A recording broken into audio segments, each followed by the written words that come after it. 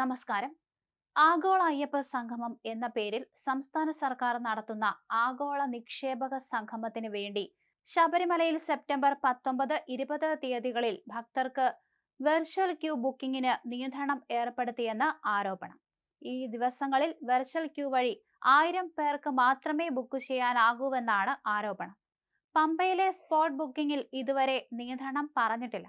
സന്നിധാനത്ത് മുൻകൂട്ടി നിയന്ത്രണം ഏർപ്പെടുത്തിയാൽ പിന്നെ പമ്പയിൽ അയ്യപ്പന്മാരുടെ തിരക്കുണ്ടാകില്ലല്ലോ എന്ന അതിബുദ്ധിയാണ് സർക്കാരിൻ്റെതെന്നാണ് ആരോപണം.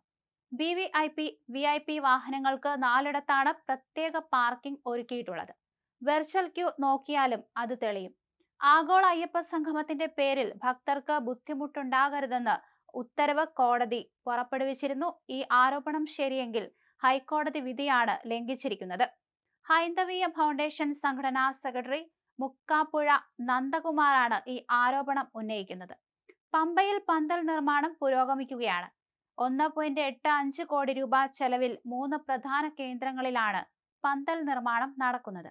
പമ്പ മണപ്പുറത്തെ പ്രധാന പന്തലിന്റെ മേൽക്കൂരയുടെ പണികൾ തീരാറായി.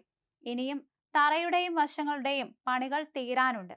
അതിനു പുറമെ സ്റ്റേജ്, മൈക്ക് തുടങ്ങിയവയുടെ പണികളും നടക്കുന്നു.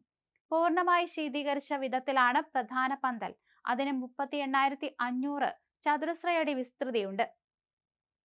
ഇതിൽ 3000 പേർക്ക് ഇരിക്കാം. Green room, media room, VIP lounge എന്നിവയും ഇവിടെയുണ്ട്. Indian institute of infrastructure and കൺസ്ട്രക്ഷനാണ് ക്രമീകരണങ്ങളുടെ ചുമതല. റോഡുകളും പുതുക്കി പണിയും. ആഗോള അയ്യപ്പ സംഗമത്തിന് മുൻപ് യുവതീ പ്രവേശനവുമായി ബന്ധപ്പെട്ട കേസുകൾ സർക്കാർ പിൻവലിക്കില്ലെന്നാണ് സൂചന.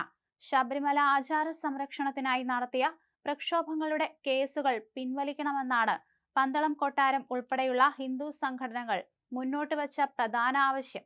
ദേവസ്വം ബോർഡും സംസ്ഥാന സർക്കാരും ചേർന്ന് 20-ന് പമ്പയിൽ ആഗോള അയ്യപ്പ സംഗമം നടത്തുകയാണ്. ഇതിന് ബദലായി ശബരിമല കർമ്മസമിതി 22-ന് പന്തളത്ത് ശബരിമല സംരക്ഷണ സംഗമം നടത്തുന്നതിനാൽ യുവതീ പ്രവേശനവുമായി ബന്ധപ്പെട്ട കേസുകളും ആചാരവും ചർച്ചയാക്കേണ്ടതില്ലെന്നാണ് സർക്കാരിന്റെ നിലപാട്.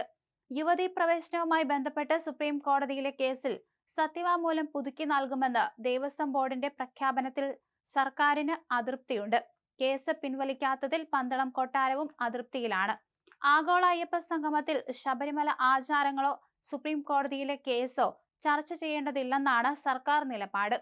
സംഗമത്തിന്റെ പ്രാധാന്യം വിവരിച്ച് പ്രധാന വേദിയിൽ വിഷയാവതരണം നടക്കും. അതിനുശേഷമാണ് പാനൽ ചർച്ചകൾ.